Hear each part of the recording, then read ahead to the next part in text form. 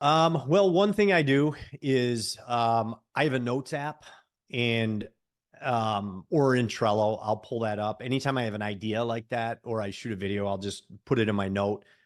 If I see molding or I see something that catches my eye and I'm like, oh, I could do a video on that. I'll put it in my notes and it just sits there. And then beginning of the week or whatever, I'll try to edit like 5 videos, usually 15 a week. I try to do like 5 on Monday, 5 on Wednesday, and maybe 5 on Thursday. Um, and then I will shoot 15 videos on Friday.